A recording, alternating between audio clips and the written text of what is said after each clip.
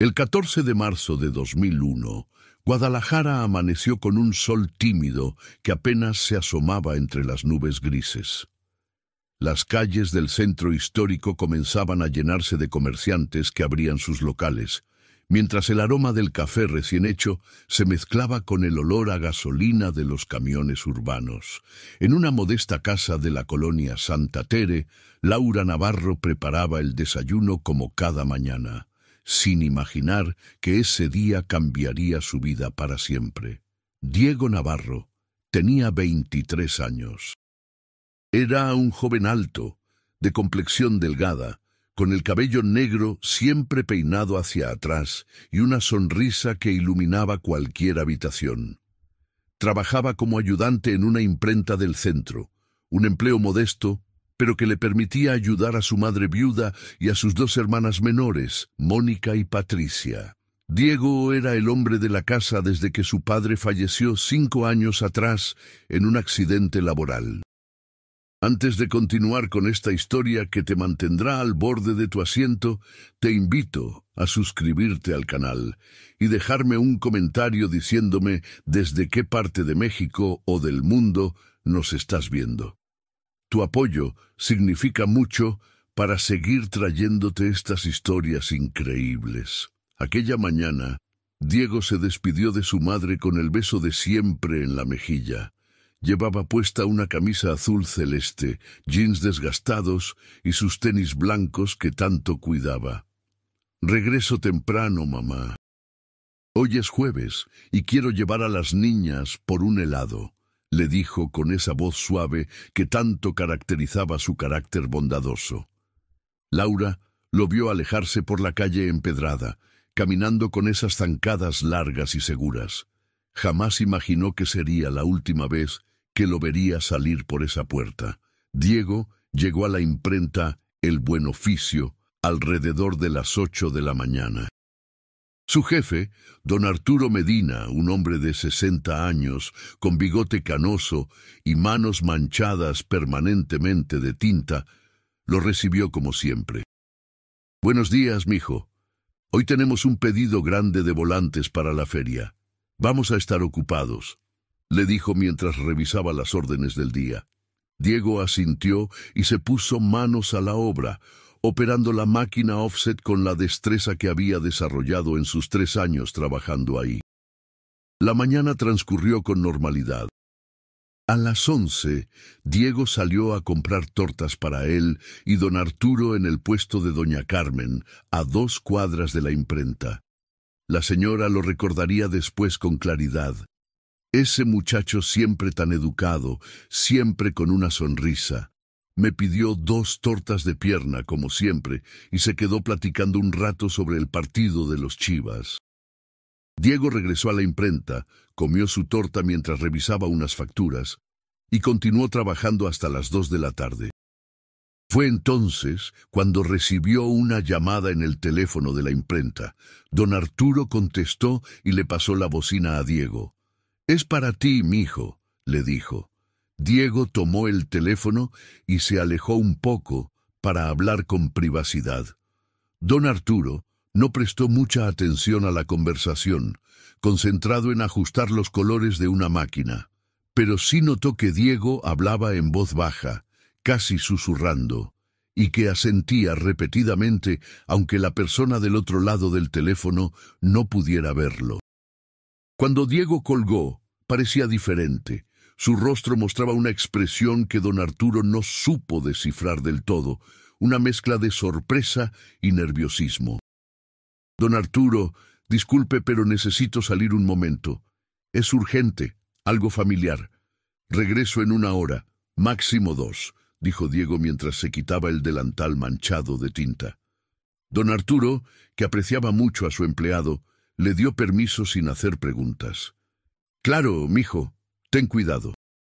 Diego salió de la imprenta alrededor de las 2:20 de la tarde.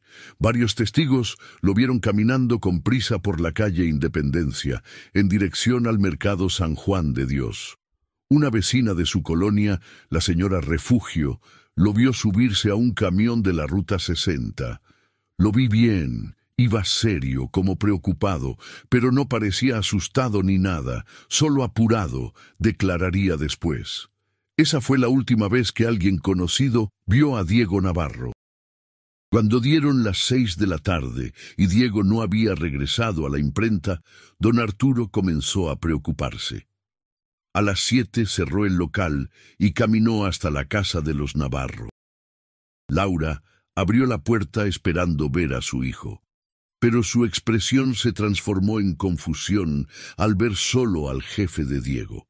Doña Laura, Diego llegó a la casa, salió de la imprenta a las 2 y dijo que regresaba pronto, pero nunca volvió. El estómago de Laura se contrajo. Diego jamás faltaba a su palabra. Jamás dejaba a alguien esperando sin avisar. Esa noche, la familia Navarro no durmió. Mónica y Patricia, de 17 y 15 años respectivamente, llamaron a todos los amigos de Diego que conocían. Nadie sabía nada, nadie lo había visto. Laura recorrió hospitales y estaciones de policía, con la fotografía de su hijo en la mano y el terror creciendo en su pecho.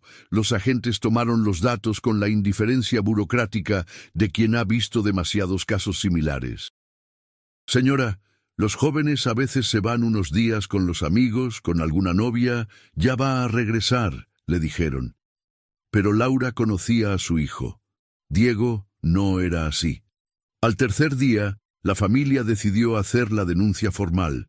El Ministerio Público asignó el caso al agente Ramiro Gutiérrez, un investigador de 50 años, veterano de la Policía Judicial, con el rostro curtido por años de resolver crímenes en una ciudad que crecía demasiado rápido. Gutiérrez entrevistó a don Arturo, quien le habló de la llamada telefónica misteriosa. No sé quién llamó ni de qué hablaron, pero Diego cambió después de esa llamada. Algo lo alteró. La investigación reveló que la llamada había llegado desde un teléfono público ubicado en la estación del tren. Imposible rastrear quién la había hecho. Gutiérrez revisó los registros del camión en el que Diego supuestamente se había subido, pero los camiones de esa época no tenían cámaras de seguridad. Entrevistó a choferes, pero ninguno recordaba específicamente a un joven con las características de Diego ese día. Miles de personas usaban el transporte público diariamente. Las semanas se convirtieron en meses. Laura vendió su máquina de coser para pagar a un detective privado, un tal Héctor Montes, que prometió encontrar a Diego. Montes resultó ser un charlatán que solo le sacó dinero con falsas esperanzas y pistas que no llevaban a ninguna parte. Mónica tuvo que abandonar la preparatoria para trabajar en una tienda de ropa y ayudar con los gastos de la casa. Patricia comenzó a tener pesadillas terribles, despertándose en la madrugada, gritando el nombre de su hermano. La familia pegó carteles por toda Guadalajara. La fotografía de Diego, sonriente en su cumpleaños número 22, miraba desde postes de luz, paradas de camión y paredes de mercados. ¿Has visto a Diego Navarro? Desaparecido desde el 14 de marzo de 2001. Cualquier información comunicarse al... Los números de teléfono se desgastaban bajo la lluvia y el sol. Algunos carteles fueron arrancados. Otros se cubrieron con publicidad o con carteles de otras personas desaparecidas. La ciudad seguía su ritmo implacable, tragándose historias y rostros. Laura visitaba cada semana al agente Gutiérrez, quien con expresión cada vez más apesadumbrada le repetía lo mismo. «Señora, estamos haciendo todo lo posible». Pero sin testigos, sin pistas concretas, es muy difícil. Su hijo era mayor de edad, no tenía enemigos conocidos, no andaba en malos pasos. Es como si se lo hubiera tragado la tierra. Esas palabras eran puñales en el corazón de Laura, pero ella se negaba a rendirse. Algún día, de alguna manera, encontraría a su hijo. En el primer aniversario de la desaparición, la familia organizó una misa en la parroquia del Sagrado Corazón. Asistieron vecinos, compañeros de trabajo de Diego, amigos de la familia. El padre Ignacio, un sacerdote anciano que había bautizado a Diego, habló sobre la esperanza y la fe en los momentos difíciles. Laura lloró durante toda la ceremonia, aferrada a las manos de sus hijas, las tres unidas en su dolor compartido. Después de la misa, encendieron veladoras en la casa y colocaron una nueva fotografía de Diego en una repisa, junto a la imagen del Sagrado Corazón. No era un altar mortuorio. Era un recordatorio de que seguían esperando su regreso. Los años pasaron con una lentitud dolorosa. Laura envejeció prematuramente. Su cabello se llenó de canas y arrugas profundas surcaron su rostro. Mónica se casó en 2004 con un mecánico llamado Javier, un hombre bueno que conocía la historia de Diego y respetaba el dolor de la familia. Tuvieron 2 hijos, un niño y una niña, a quienes les hablaban constantemente del tío que nunca conocerían, pero que había sido un hombre extraordinario. Patricia se convirtió en maestra de primaria, volcando en sus alumnos todo el amor y la ternura que ya no podía dar a su hermano desaparecido. Laura nunca abandonó la búsqueda. Cada vez que había noticias sobre cuerpos no identificados encontrados en fosas clandestinas o en terrenos baldíos, ella acudía con las fotografías de Diego, con la esperanza terrible de al menos encontrar sus restos y poder darle sepultura. Pero ningún cuerpo correspondía con su hijo. En cierto modo, esa incertidumbre era peor que la muerte confirmada. El no saber la mantenía suspendida en un limbo emocional, incapaz de hacer el duelo completo.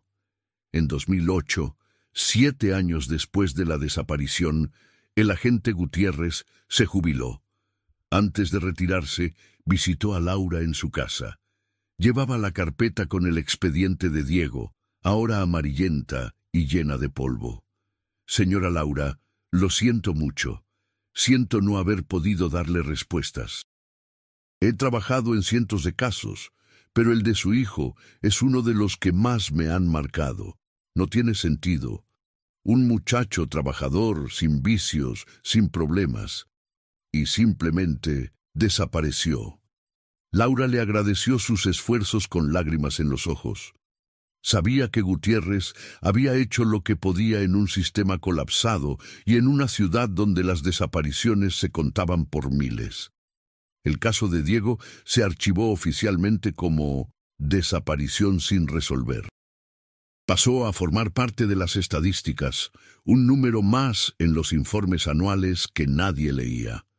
Pero para Laura, Mónica y Patricia, Diego seguía vivo en cada rincón de la casa. Su cuarto permanecía intacto, con sus pósters de fútbol en las paredes, su ropa doblada en el armario, sus libros de mecánica automotriz que tanto le gustaba leer en su tiempo libre. Laura limpiaba ese cuarto cada semana, como si Diego fuera a regresar en cualquier momento y no quisiera encontrar polvo en sus cosas. En 2012, 11 años después de la desaparición, Guadalajara era una ciudad muy diferente. La tecnología había avanzado exponencialmente. Los teléfonos inteligentes comenzaban a ser comunes. Las redes sociales conectaban a millones de personas. Laura, ahora con 62 años, había aprendido a usar una computadora gracias a Mónica. Creó perfiles en Facebook y otras redes sociales, publicando regularmente la fotografía de Diego, contando su historia, pidiendo ayuda para encontrarlo. Grupos de familiares de desaparecidos la agregaron, compartían sus publicaciones, le ofrecían apoyo emocional. Laura descubrió que no estaba sola en su dolor. Había miles de familias mexicanas buscando a sus seres queridos, todas atrapadas en la misma pesadilla. Patricia se unió a un colectivo de familiares de desaparecidos en Jalisco. Participaba en marchas, en plantones frente a oficinas gubernamentales, exigiendo que el Estado cumpliera con su obligación de buscar a las personas desaparecidas. En esas manifestaciones, Patricia encontró una comunidad de dolor compartido, pero también de resistencia. Madres que llevaban buscando a sus hijos 20, 30 años, esposas que nunca dejaron de buscar a sus maridos, hijos que crecieron sin sus padres, pero que se negaban a olvidarlos. En 2015, 14 años después de la desaparición de Diego, Laura sufrió un infarto. Los médicos le dijeron que el estrés crónico y la tristeza prolongada habían dañado su corazón. Pasó semanas en el hospital, entre la vida y la muerte. Mónica y Patricia se turnaban para cuidarla, aterradas ante la posibilidad de perder también a su madre. Una noche, mientras Laura dormitaba bajo el efecto de los medicamentos, susurró el nombre de Diego. «Mijo, ¿dónde estás? Tu mamá te necesita. Tus hermanas te necesitan, por favor regresa». Laura sobrevivió al infarto, pero quedó debilitada. Los médicos le prohibieron trabajar y le recetaron medicamentos para el corazón que debía tomar el resto de su vida. Mónica y Patricia asumieron completamente los gastos de la casa. A pesar de su condición, Laura continuó buscando. Ahora desde su cama, con una tableta que le había regalado su nieto mayor, revisaba grupos de Facebook, páginas de personas desaparecidas, cualquier información que pudiera darle una pista sobre el paradero de Diego. En 2017, 16 años después, un nuevo fiscal especializado en desapariciones asumió el cargo en Jalisco. Prometió revisar casos antiguos con tecnología moderna. Laura, ahora con 67 años y cada vez más frágil, acudió a las nuevas oficinas con el expediente de Diego. El fiscal, un hombre joven de unos 40 años llamado Roberto Chávez, la recibió con una amabilidad que Laura no había experimentado en años. «Señora, vamos a reabrir el caso de su hijo. Vamos a usar bases de datos nacionales, reconocimiento facial, vamos a buscar en registros que antes no existían». Por primera vez en mucho tiempo, Laura sintió un destello de esperanza. Pero los meses pasaron y no hubo avances significativos. El ADN de Laura fue ingresado en bases de datos nacionales para compararlo con restos no identificados. Ninguna coincidencia. La fotografía de Diego fue procesada con programas de envejecimiento digital, mostrando cómo se vería a los 39, 40 años. Esas imágenes digitales fueron compartidas en redes sociales y programas de televisión. Pero nadie lo reconoció. Nadie llamó con información útil. En 2018, 17 años después de la desaparición, Laura cumplió 68 años. Su salud continuaba deteriorándose.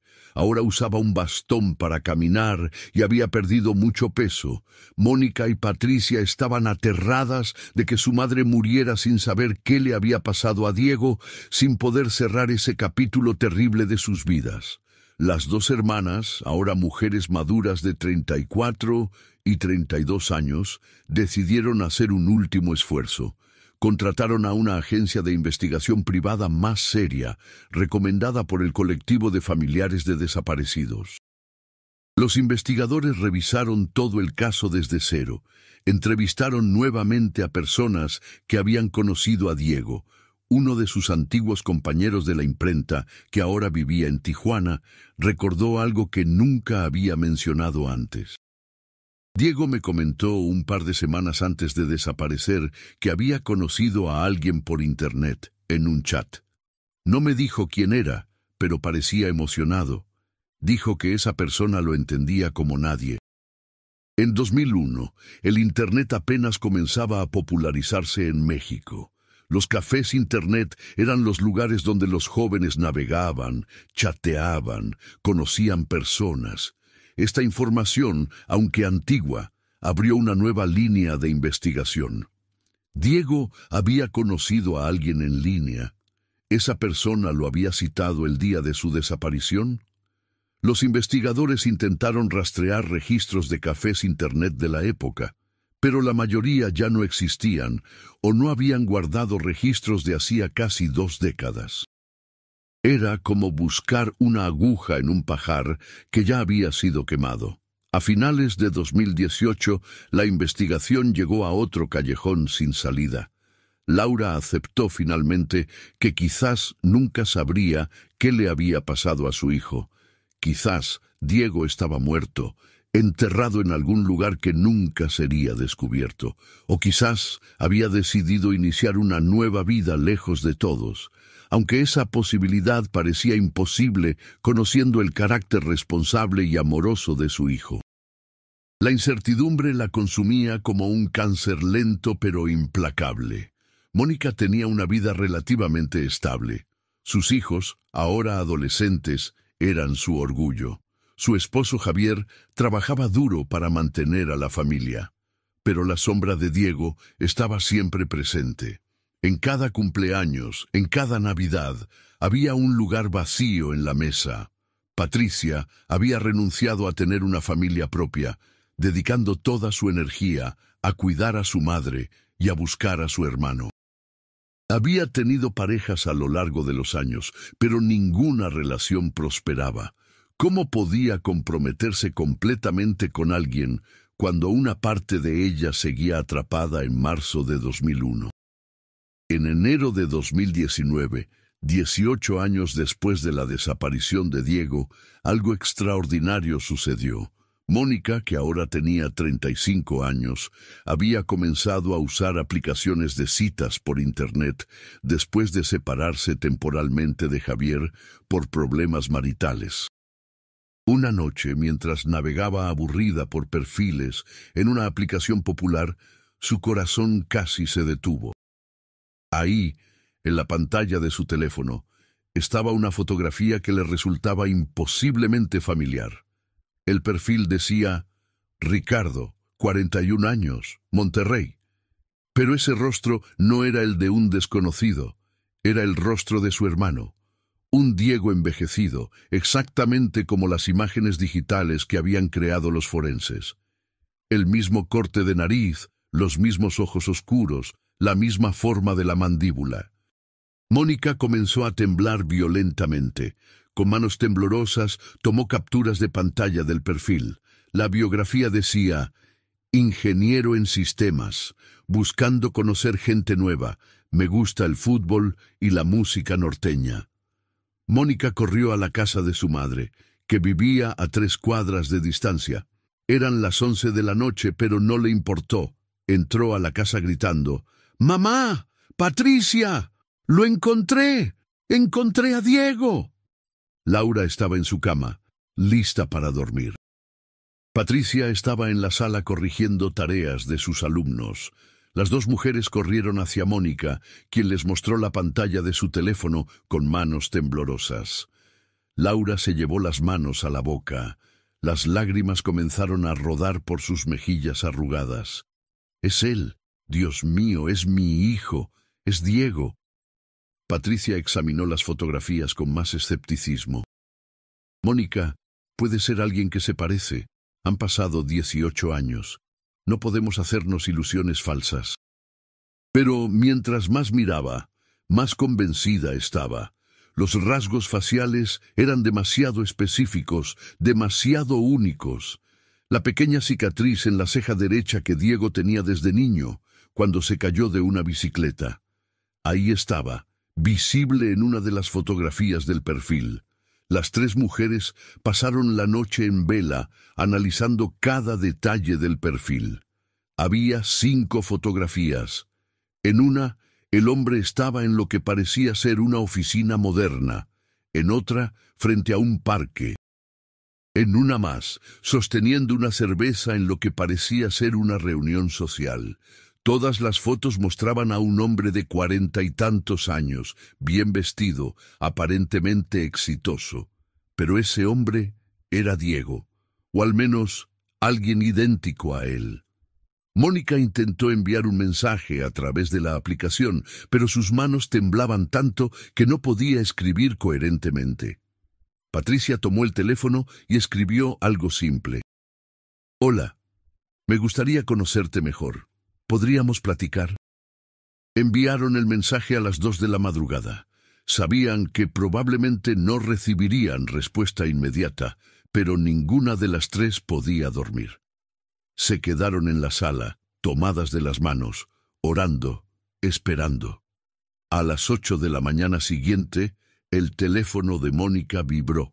Había una respuesta. «Hola, claro, con gusto. ¿De dónde eres?» Mónica respondió rápidamente. «De Guadalajara. ¿Y tú?» La respuesta llegó minutos después. «Vivo en Monterrey desde hace años, pero originalmente soy de otra parte». El corazón de Mónica latía tan fuerte que pensó que podía estallar. «¿De qué parte originalmente?», escribió. La respuesta tardó un poco más en llegar, como si el hombre estuviera dudando. Finalmente apareció en la pantalla. «Es complicado. Preferiría platicar de eso en persona o por teléfono». Patricia, quien había llamado al trabajo para reportarse enferma, sugirió que fueran con cuidado. Podría ser una estafa, podría ser alguien usando las fotos de otra persona. Necesitamos verificar. Contactaron al fiscal Chávez, quien accedió a reunirse con ellas inmediatamente. Cuando les mostró las capturas de pantalla, su expresión cambió. «Señoras, esto es extraordinario. Voy a solicitar una orden para obtener la información del usuario de esta aplicación. Necesitamos un nombre real, una dirección, algo concreto. El proceso legal tomaría días, quizás semanas». Pero las hermanas no podían esperar tanto. Mónica continuó conversando con Ricardo a través de la aplicación. Poco a poco fue ganándose su confianza. Le habló de su vida en Guadalajara, de su trabajo, de sus hijos. Ricardo compartió que trabajaba para una empresa de tecnología en Monterrey, que vivía solo, que no tenía hijos. Cuando Mónica le preguntó sobre su familia, hubo una pausa larga antes de que respondiera. «No tengo contacto con mi familia. Es una historia complicada y dolorosa». Después de una semana de conversaciones diarias, Mónica se armó de valor y le pidió una videollamada. «Me gustaría verte en persona, aunque sea por video, ¿te parece?» Ricardo aceptó. Acordaron hacer la videollamada el sábado por la tarde. Mónica, Patricia y Laura estaban tan nerviosas que apenas comieron durante días. ¿Y si realmente era Diego? ¿Cómo reaccionaría al verlas? ¿Por qué había desaparecido? ¿Por qué nunca había contactado a su familia? El sábado llegó con una lentitud tortuosa. A las 4 de la tarde, hora acordada, Mónica abrió la aplicación de videollamadas en la computadora de su casa. Laura estaba sentada junto a ella, aferrándose a su bastón con ambas manos. Patricia estaba de pie detrás, grabando todo con su teléfono celular. Cuando la videollamada se conectó, las tres mujeres contuvieron el aliento. La imagen apareció en la pantalla. Un hombre de 41 años, con el cabello ligeramente entrecano, gafas modernas, sentado en lo que parecía ser la sala de un departamento bien amueblado. Ese hombre tenía el rostro de Diego Navarro. Laura soltó un grito ahogado. «¡Diego, hijo mío!». El hombre en la pantalla palideció. Su expresión cambió de cordialidad a shock absoluto. Se quitó los lentes, revelando esos ojos oscuros que Laura había visto en sus sueños durante 18 años. «Mamá», susurró el hombre. Su voz era más profunda, más madura, pero fundamentalmente era la misma voz que Laura recordaba. «¿Mamá? ¿Mónica? ¿Patricia?». Las lágrimas comenzaron a correr por su rostro. Mónica no podía hablar, solo lloraba. Patricia, siempre la más fuerte, fue quien finalmente pudo articular palabras. «Diego, ¿eres tú? ¿De verdad eres tú? Te hemos buscado durante 18 años. ¿Dónde has estado? ¿Por qué te fuiste?». Diego, porque realmente era él, se cubrió el rostro con las manos. Sus hombros se sacudían con sollozos. Pasaron varios minutos antes de que pudiera hablar. Cuando finalmente lo hizo, su voz estaba cargada de dolor y culpa. No sé por dónde empezar. Yo no quería lastimarlas. Pensé que estaban mejor sin mí. Pensé que me olvidarían y seguirían adelante con sus vidas. Laura negaba con la cabeza, las lágrimas empapando su blusa. ¿Cómo pudiste pensar eso? Eres mi hijo. Te hemos buscado cada día de estos 18 años. Cada día, Diego. Diego comenzó a contar su historia entre sollozos. La llamada telefónica que recibió en la imprenta el 14 de marzo de 2001 había sido de un hombre que había conocido semanas antes en un chat de Internet.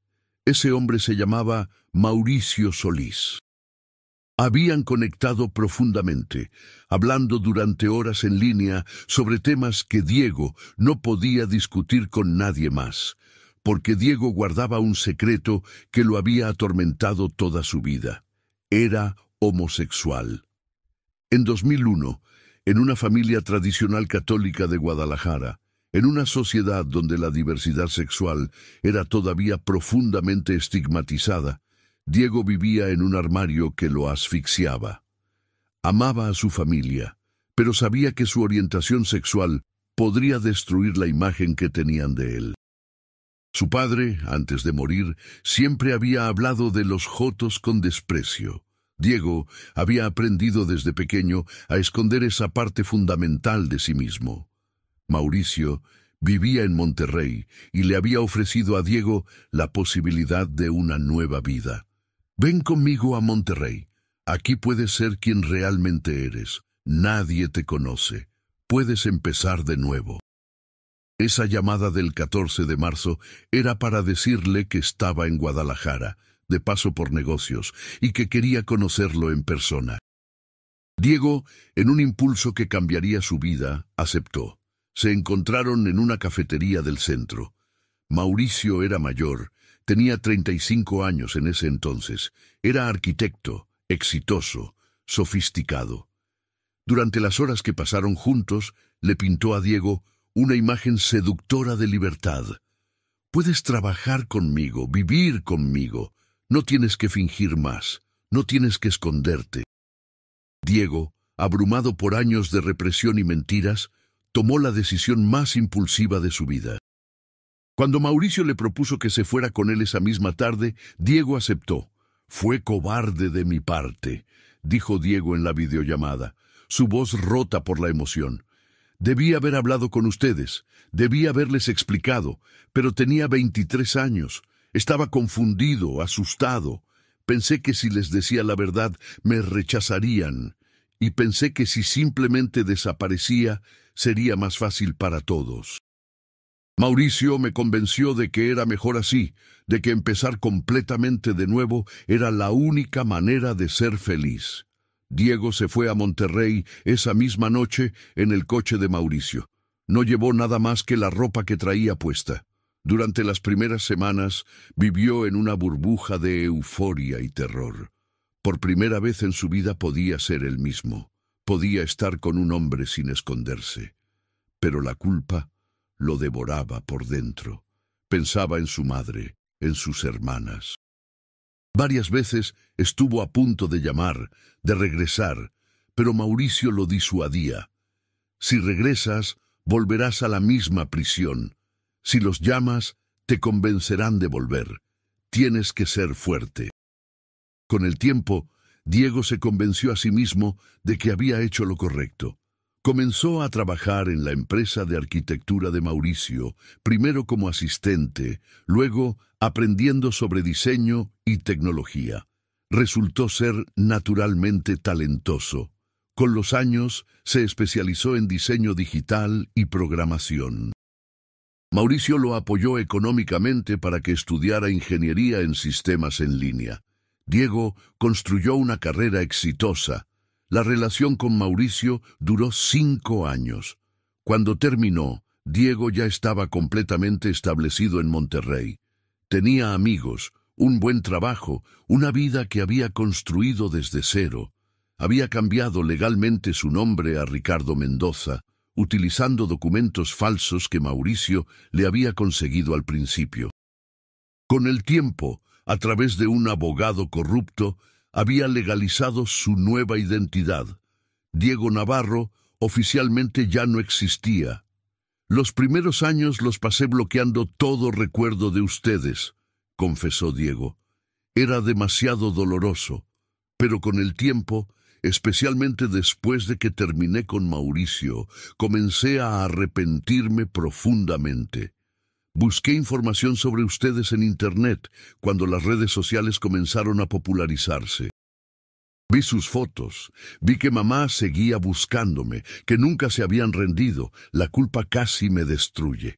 Patricia, quien había recuperado algo de compostura, le preguntó lo obvio. ¿Por qué nunca nos contactaste? Si sabías que te estábamos buscando, si sentías culpa, ¿por qué no dijiste simplemente estoy vivo, estoy bien? Diego se cubrió el rostro nuevamente. Porque ya era demasiado tarde. Ya había construido toda una vida nueva. ¿Cómo podría explicarles lo que había hecho? ¿Cómo podría justificar haberlas abandonado? Pensé que el dolor del abandono sería menor que el dolor de la verdad. Me equivoqué terriblemente. Durante los últimos 10 años, Diego había vivido con esa culpa como una losa en su pecho. Había logrado éxito profesional, había tenido relaciones, había construido una vida aparentemente plena, pero había un vacío que nada podía llenar, la ausencia de su familia. El conocimiento de que su madre, sus hermanas, habían sufrido durante años por su decisión egoísta. He pensado miles de veces en contactarlas, pero siempre me acobardaba. ¿Y si ya no querían saber nada de mí? ¿Y si me odiaban? ¿Y si mi reaparición causaba más dolor? Laura, quien había estado llorando silenciosamente durante toda la videollamada, finalmente habló con voz temblorosa. Diego, hijo mío, no hay nada que puedas hacer, nada que puedas decir, que haga que deje de amarte. Eres mi hijo. Lo único que importa es que estás vivo, estás vivo. Esas palabras quebraron completamente a Diego. Lloró como no había llorado en 18 años, descargando casi 2 décadas de culpa, dolor y arrepentimiento. La videollamada duró más de 3 horas. Diego contó cada detalle de los años que había pasado en Monterrey. Habló sobre su trabajo actual como director de tecnología en una empresa importante. Habló sobre su departamento en una zona residencial.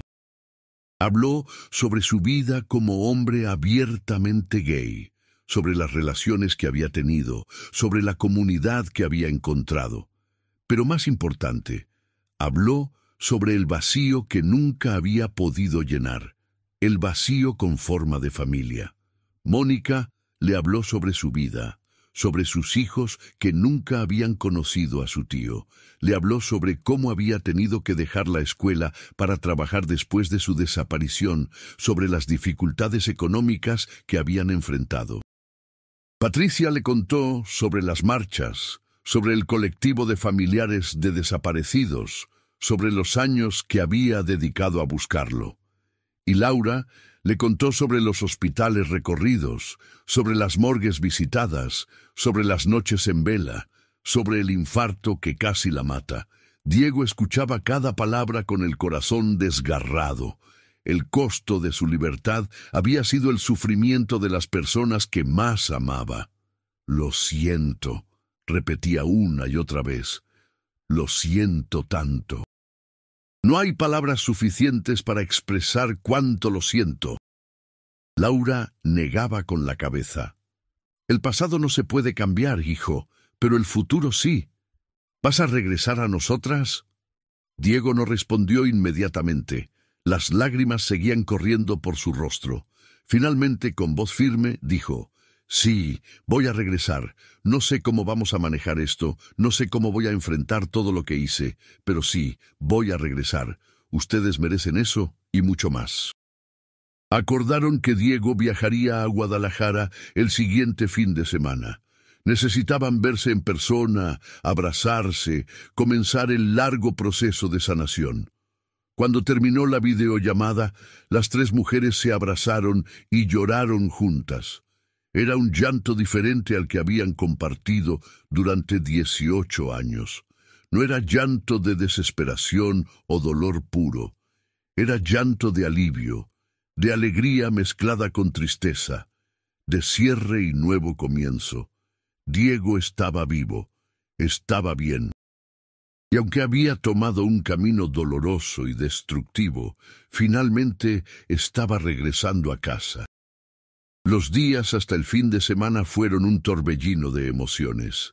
Laura quería preparar la casa, limpiar el cuarto de Diego que había permanecido intacto durante casi 2 décadas. Mónica quería cocinar todos los platillos favoritos de su hermano. Patricia contactó al fiscal Chávez para informarle que Diego había sido encontrado y que aparecería voluntariamente para cerrar oficialmente el caso de desaparición. El fiscal estaba asombrado. En sus años manejando casos de desaparición, nunca había visto un desenlace así. Señoras, esto es un milagro, literalmente 1 en 1.000.000. Pero también les advirtió sobre los desafíos legales que enfrentarían. Diego había vivido con una identidad falsa durante años. Había documentos fraudulentos. Tendría que resolver su situación legal.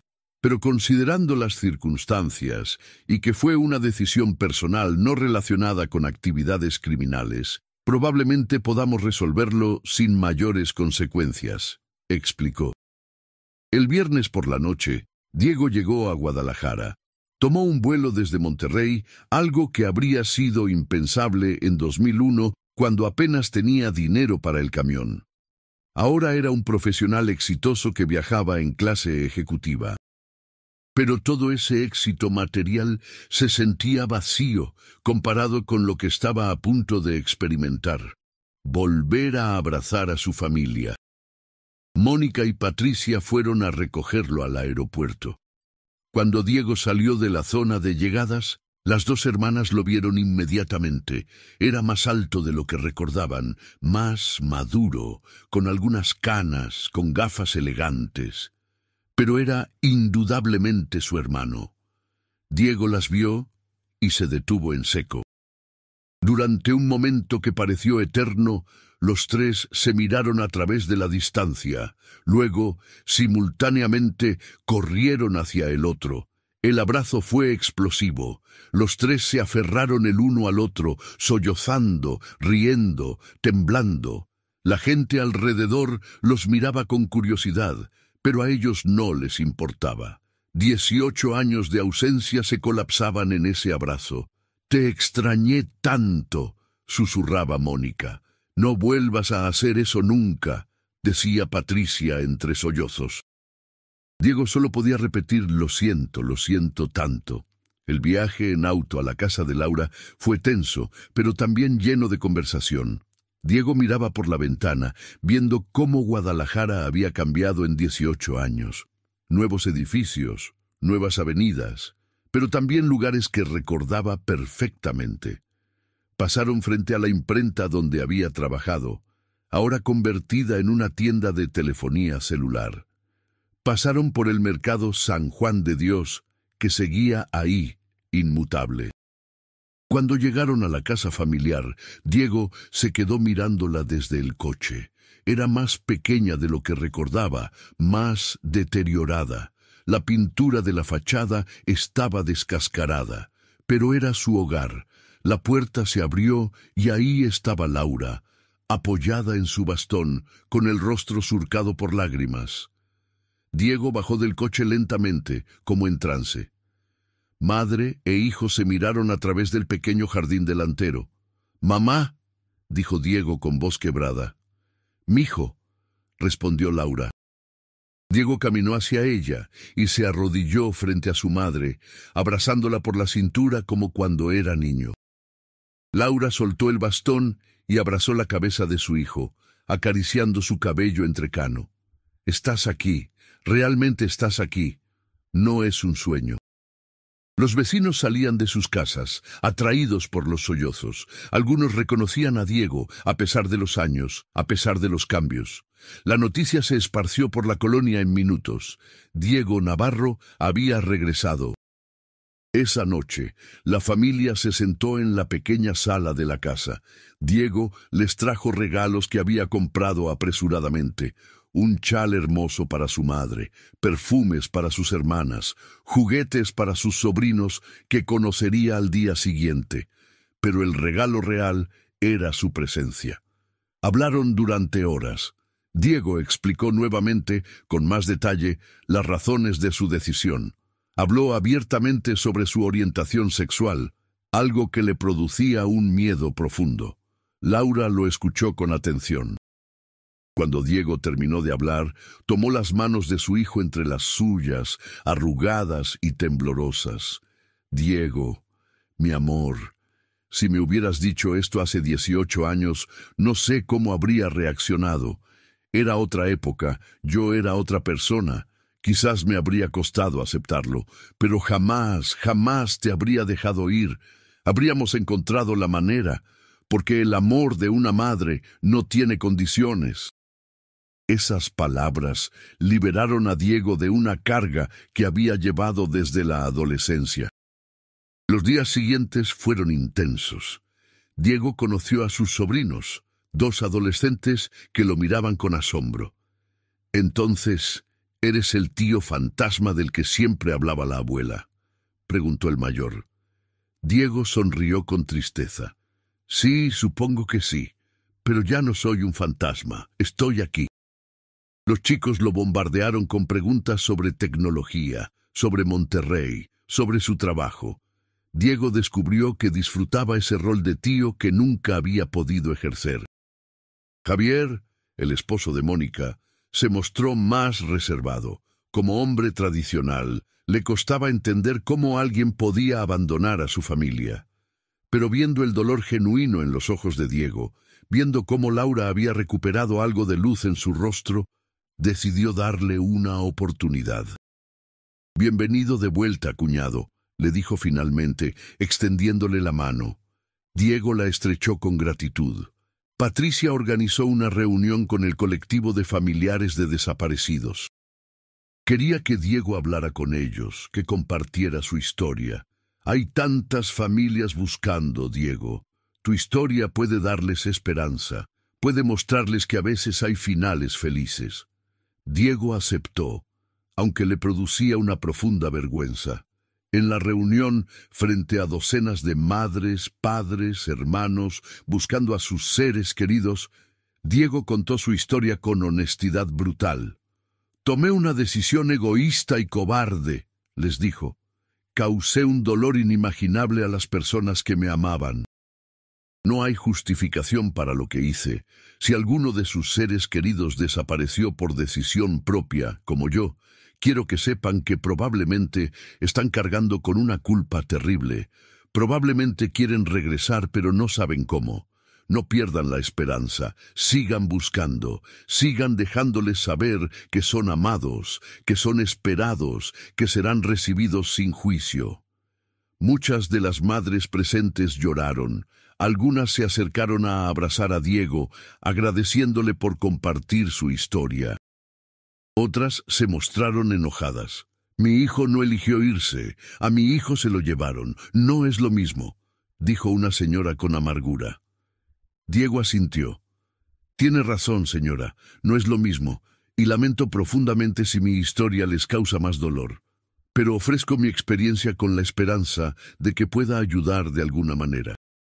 Las semanas siguientes, Diego trabajó con abogados para resolver su situación legal. El proceso fue complicado, pero, como había predicho el fiscal Chávez, no enfrentó cargos criminales serios. Tuvo que pagar multas por la documentación falsa y pasó por un proceso burocrático extenso para recuperar legalmente su identidad como Diego Navarro. Decidió conservar también el nombre Ricardo Mendoza profesionalmente, dado que toda su carrera estaba construida bajo esa identidad. Diego decidió no regresar permanentemente a Guadalajara. Su vida, su trabajo, estaban en Monterrey. Pero prometió visitar a su familia cada mes sin falta, y cumplió. El primer fin de semana de cada mes, Diego tomaba un vuelo a Guadalajara y pasaba el fin de semana con su madre y hermanas. Lentamente fueron reconstruyendo su relación, llenando los vacíos de 18 años con historias, risas y lágrimas. Laura, cuya salud había declinado tanto durante los años de búsqueda, experimentó una mejoría notable. Los médicos no podían explicarlo científicamente, pero ella sabía la razón. Su hijo había regresado. El vacío en su corazón se había llenado. Ya no vivía en la agonía de la incertidumbre. Podía dormir por las noches sabiendo que Diego estaba bien, que estaba vivo, que la amaba. En diciembre de 2019, la familia Navarro celebró su primera Navidad completa en 18 años. Diego viajó desde Monterrey con su pareja actual, un diseñador gráfico llamado Fernando. Laura recibió a Fernando con los brazos abiertos, tratándolo como a otro hijo más. La cena navideña fue bulliciosa y alegre, llena de risas y recuerdos compartidos. Diego miró alrededor de la mesa, a su madre envejecida pero sonriente, a sus hermanas que habían sacrificado tanto para buscarlo, a los sobrinos que apenas estaba conociendo, a Fernando, quien lo había apoyado en este proceso de reconciliación. «Quiero decir algo», anunció Diego, levantando su copa. «Pasé 18 años huyendo de mi pasado, de mi familia, de mí mismo. Construí muros para protegerme del dolor, pero esos muros me encerraron en una prisión más terrible que cualquier cosa que hubiera imaginado. El día que Mónica me encontró en esa aplicación de citas, fue el día que mi vida realmente comenzó de nuevo. No la vida que había construido en Monterrey, sino mi vida real, completa, auténtica. Gracias por no rendirse. Gracias por seguir buscándome. Gracias por amarme incondicionalmente. Los amo más de lo que las palabras pueden expresar». No hubo ojo seco en esa mesa. Incluso Javier, el duro mecánico, se secaba discretamente las lágrimas. Brindaron por la familia, por el reencuentro, por los años perdidos, pero también por los años que vendrían. Brindaron por el amor que sobrevive incluso a la distancia y al tiempo. Los meses siguientes, la historia de Diego comenzó a circular en medios locales. Periódicos de Guadalajara publicaron artículos sobre el reencuentro milagroso. Programas de televisión quisieron entrevistar a la familia. Diego accedió a algunas entrevistas con la esperanza de que su historia pudiera inspirar a otros. Si hay alguien ahí afuera que está pensando en desaparecer, que cree que su familia estará mejor sin ellos, por favor escúchenme, están equivocados. El dolor que causarán es infinitamente mayor que cualquier problema que crean estar resolviendo. Hablen, busquen ayuda, pero no desaparezcan. También quiso hablar a las familias que buscaban. No pierdan la esperanza, sigan buscando, sigan haciendo que sus seres queridos sepan que son amados y esperados. Mi familia nunca se rindió. Y eso fue lo que finalmente me trajo de vuelta, aunque fuera de la manera más improbable. En marzo de 2020, 19 años después de su desaparición, Diego y Laura visitaron juntos la imprenta donde todo había comenzado. El edificio ahora albergaba la tienda de telefonía, pero don Arturo, el antiguo dueño, seguía vivo. Tenía 82 años y vivía con su hija. Cuando Diego lo visitó, el anciano no podía creer lo que veían sus ojos. «Diego, Dios mío, muchacho, pensé que habías muerto. Pasé años con esa culpa, pensando que debí haber hecho más, preguntado más cuando saliste ese día». Diego abrazó al anciano. «Don Arturo, usted no tenía forma de saber. Nada de esto fue su culpa. Fue mía y solo mía». Los dos hombres lloraron juntos, cerrando un ciclo que había quedado abierto durante casi 2 décadas. Don Arturo le mostró a Diego fotografías viejas de la imprenta, de los días cuando trabajaban juntos. Diego Apenas reconocía al joven delgado de 23 años que aparecía en esas fotos. Había sido otra persona, en otra vida. Laura, mientras tanto, finalmente pudo descansar. El agotamiento emocional de 18 años de búsqueda había cobrado su precio, pero ahora podía dormir tranquila. Su hijo estaba vivo, estaba bien, y aunque vivía lejos, estaba de vuelta en su vida. Comenzó a asistir a las reuniones del colectivo de familiares no como una buscadora más, sino como alguien que podía ofrecer testimonio de esperanza. Su historia, aunque única y poco común, se convirtió en un símbolo para muchas familias. Patricia dejó de tener las pesadillas que la habían atormentado durante años. Finalmente, pudo comenzar una relación seria con un compañero maestro llamado Rubén. En su boda, celebrada en 2021, Diego fue quien la entregó en el altar, asumiendo el rol que su padre habría tenido. Fue un momento profundamente emotivo. «Perdón por no haber estado aquí para verte crecer», le susurró Diego a su hermana mientras caminaban hacia el altar. Patricia apretó su brazo. «Pero estás aquí ahora, y eso es lo que importa». Mónica encontró en el regreso de Diego una paz que no había experimentado en años. Su matrimonio con Javier se fortaleció. Sus hijos tenían ahora un tío que les enseñaba sobre tecnología, que los llevaba a conciertos cuando visitaba Guadalajara, que se interesaba genuinamente en sus vidas. El hueco en la familia finalmente estaba lleno. Diego comenzó terapia en Monterrey para procesar todo lo que había vivido. Su terapeuta, la doctora Ramírez, lo ayudó a entender las complejidades de su decisión. «Lo que hiciste fue producto de un contexto social que te hacía sentir que no había espacio para ti como realmente eras», le explicó. «No justifica el dolor que causaste, pero ayuda a entenderlo. Lo importante ahora es que estás haciendo el trabajo de reparación, de reconexión. Eso requiere un coraje inmenso». En las sesiones de terapia, Diego exploró también su relación con Mauricio, el hombre que lo había llevado a Monterrey. Con los años y la madurez, Diego había llegado a entender que Mauricio, aunque bien intencionado en algunos aspectos, lo había manipulado. Un hombre de 35 años, convenciendo a un joven vulnerable de 23 de abandonar a su familia, no era amor, era control. Me ofreció libertad, pero me encadenó a una mentira que duró 18 años, reflexionó Diego. Me hizo creer que cortar todos los lazos era la única manera de ser auténtico.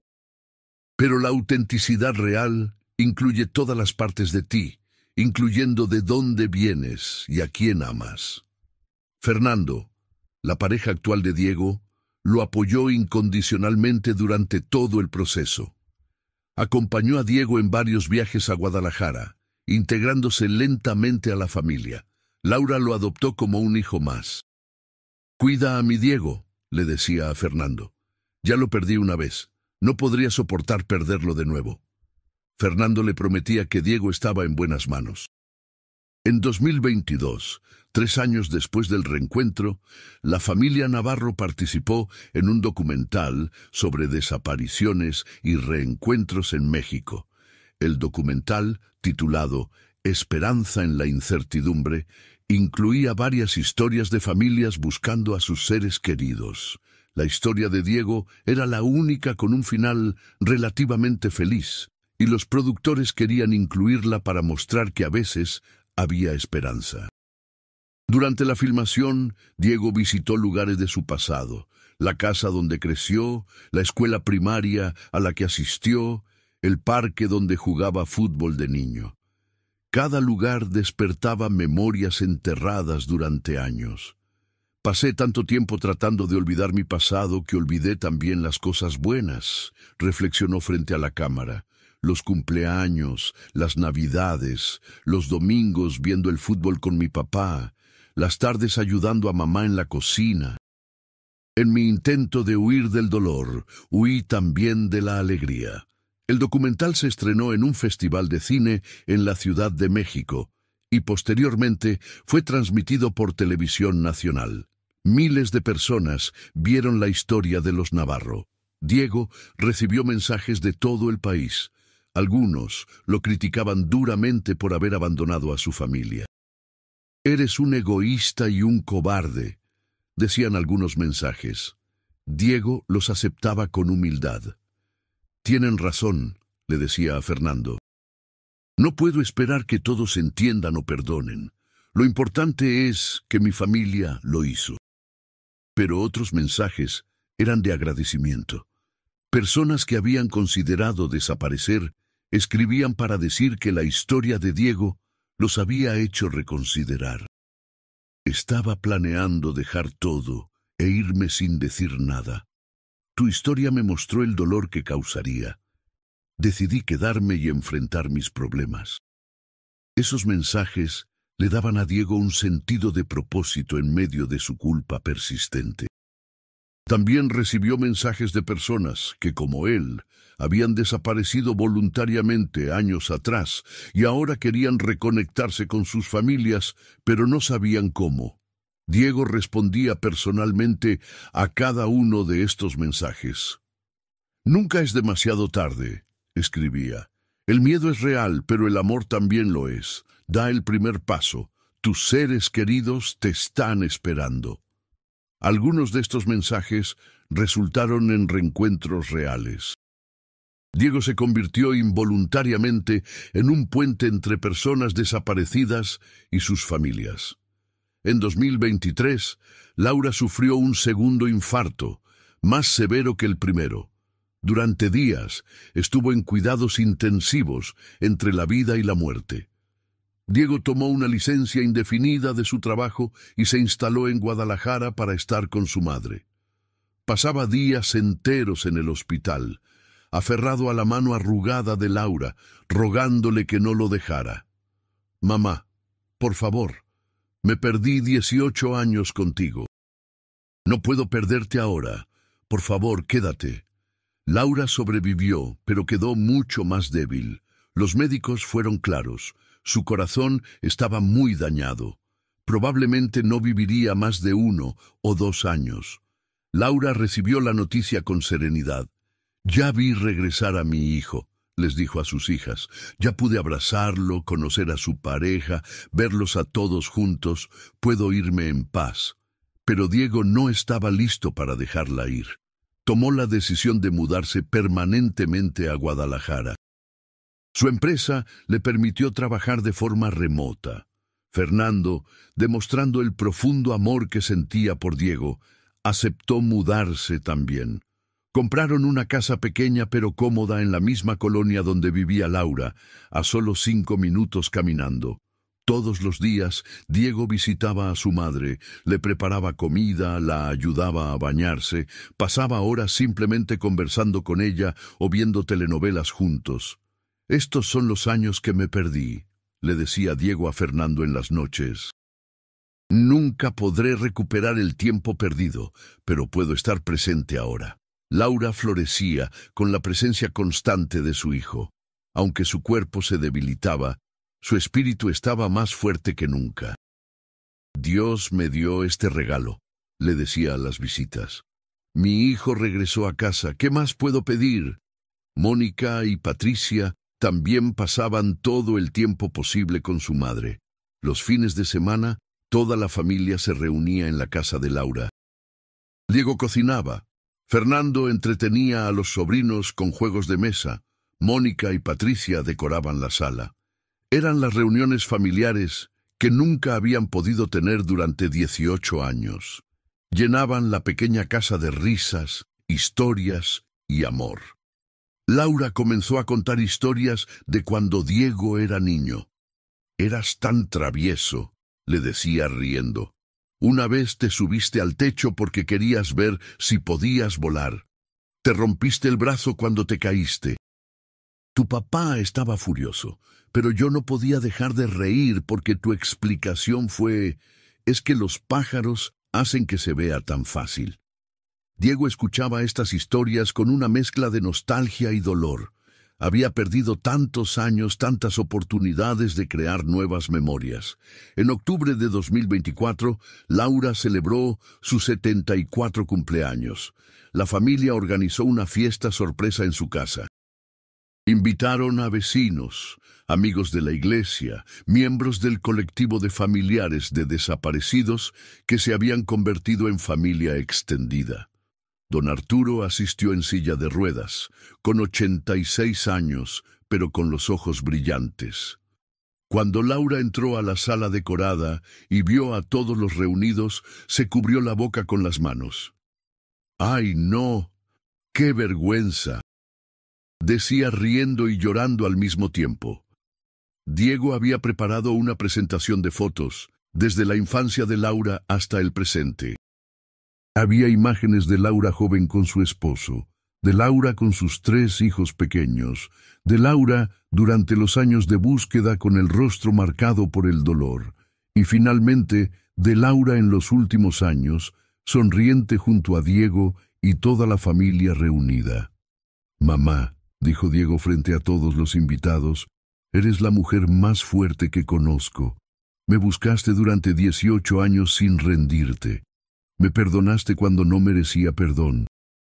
Me amaste incondicionalmente cuando me había comportado de manera imperdonable. Todo lo que soy de bueno es gracias a ti». La fiesta fue perfecta. Laura bailó con Diego una canción lenta apoyada en su hijo porque sus piernas ya no la sostenían bien. «Estoy tan orgullosa del hombre en que te convertiste», le susurró al oído. «A pesar de todo, a pesar de los errores, eres un buen hombre, Diego.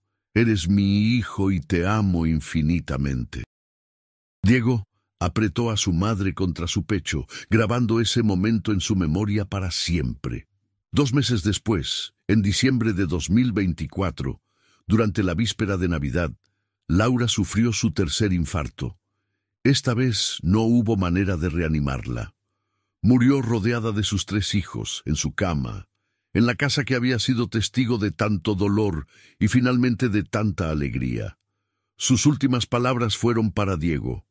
«Mijo, ya no te vayas. Quédate con tus hermanas. Cuídalas». Diego, con lágrimas rodando por su rostro, le prometió que así lo haría. El funeral de Laura fue multitudinario.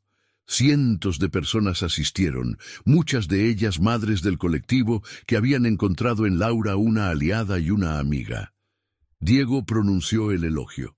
«Mi madre me enseñó que el amor verdadero no tiene límites, que puede sobrevivir a la distancia, al tiempo, incluso a la traición. Me enseñó que nunca es demasiado tarde para volver a casa, que nunca es demasiado tarde para pedir perdón y para amar. Viví 18 años lejos de ella, pero ella nunca dejó de ser mi madre ni un solo segundo. Descansa en paz, mamá, y gracias por nunca rendirte conmigo». Enterraron a Laura junto a su esposo en el Panteón de Santa Tere. La lápida decía: «Laura Navarro Gutiérrez, madre amorosa, buscadora incansable, nunca perdió la fe». Diego visitaba la tumba cada semana, llevando flores frescas y pasando horas platicando con su madre como si todavía pudiera escucharlo. Los meses después de la muerte de Laura fueron difíciles para los 3 hermanos, pero se apoyaron mutuamente de maneras que no habían podido hacer durante los años de separación. Diego, fiel a su promesa, se quedó en Guadalajara. Su presencia constante ayudó a Mónica y Patricia a procesar su duelo. Los 3 heredaron la casa de Laura y decidieron conservarla como un lugar de reunión familiar, un santuario de memorias. Diego comenzó a dar charlas en escuelas y universidades sobre su experiencia. Hablaba abiertamente sobre los peligros de huir de los problemas, sobre la importancia de la comunicación familiar, sobre los desafíos de ser LGBT en una sociedad tradicional. «Si hubiera tenido el valor de hablar con mi familia hace 23 años, habríamos evitado tanto sufrimiento», decía a los jóvenes que lo escuchaban. «No huyan, hablen. Confíen en que el amor puede superar muchas diferencias. También se involucró más activamente con el colectivo de familiares de desaparecidos. Usó sus habilidades tecnológicas para crear una plataforma digital que ayudaba a las familias a organizar sus búsquedas, a compartir información, a conectarse con autoridades y medios. No puedo devolver los años que mi madre pasó buscándome, les decía a los miembros del colectivo, pero puedo usar mi experiencia y mis habilidades para ayudar a otras familias en sus búsquedas. Fernando se convirtió en parte integral de la familia Navarro. Los sobrinos lo querían como a un tío más. Mónica y Patricia lo consideraban un hermano. Javier y Rubén lo habían aceptado completamente. En 2025, Diego y Fernando se casaron en una ceremonia íntima en el jardín de la casa de Laura. Aunque ella ya no estaba físicamente presente, su espíritu llenaba cada rincón de esa celebración. Durante la ceremonia, Diego habló sobre el viaje que lo había llevado hasta ese momento. Pasé 20 y tantos años de mi vida escondiendo quién era realmente. Luego pasé 18 años escondido de mi familia. Finalmente, gracias al amor incondicional de mi madre, de mis hermanas y de este hombre extraordinario a mi lado, puedo ser completamente yo mismo. Puedo ser Diego Navarro, hijo, hermano, tío, esposo y hombre gay. Todas esas partes de mí pueden coexistir. Ya no tengo que elegir entre mi identidad y mi familia. La historia de Diego Navarro se convirtió en un caso de estudio en universidades, en conferencias sobre derechos humanos, en programas de búsqueda de personas desaparecidas. Era una historia única, con un desenlace extremadamente raro. La mayoría de las desapariciones en México tienen finales trágicos o simplemente no tienen final. Pero la historia de Diego mostraba algo importante, que las familias nunca deben perder la esperanza y que las personas que han desaparecido voluntariamente deben saber que el amor de sus familias les espera. En marzo de 2025, Diego regresó a la imprenta, ahora todavía la tienda de telefonía. Había convencido al dueño actual de permitirle colocar una placa en la pared exterior. La placa decía: en este lugar, el 14 de marzo de 2001, Diego Navarro tomó la decisión que cambió su vida y la de su familia. Esta placa es un recordatorio de que nuestras acciones tienen consecuencias, de que el amor familiar es más fuerte que el tiempo y la distancia, y de que nunca es demasiado tarde para volver a casa. En memoria de Laura Navarro, quien nunca dejó de buscar. Diego se quedó frente a la placa durante largo rato, recordando al joven de 23 años que había salido de ese edificio 24 años atrás, lleno de miedo y esperanza mal dirigida. Recordó la llamada telefónica, la decisión impulsiva, el viaje a Monterrey. Recordó los años de huida, de construcción de una nueva identidad, de éxito profesional vacío. Y recordó el día que Mónica lo encontró en esa aplicación de citas, el día que su vida real finalmente comenzó. «Lo siento, mamá», susurró Diego mirando hacia el cielo. «Siento haberte hecho sufrir tanto, pero gracias por nunca rendirte. Gracias por amarme incluso cuando no lo merecía, y gracias por enseñarme que el amor verdadero no conoce límites». Una brisa suave sopló en ese momento, moviendo las hojas de los árboles cercanos, y Diego sintió, aunque sabía que era imposible, que era su madre respondiendo que todo estaba bien, que lo había perdonado, que estaba orgullosa de él. Diego Navarro había pasado 18 años desaparecido, perdido no en el espacio, sino en sí mismo. Pero gracias al amor inquebrantable de su familia, especialmente de su madre, había encontrado el camino de regreso, no a la persona que era en 2001, sino a una versión mejor, más completa, más auténtica de sí mismo, una versión que podía abrazar todas las partes de su identidad sin vergüenza ni miedo. Una versión que entendía el valor de la familia, el peso de sus acciones y el poder redentor del perdón. Su historia seguiría siendo contada durante años, no como un cuento de hadas con un final perfectamente feliz, porque había habido demasiado dolor para eso, sino como un testimonio del poder del amor familiar, de la importancia de la comunicación y de que incluso después de 18 años de oscuridad, todavía puede haber luz.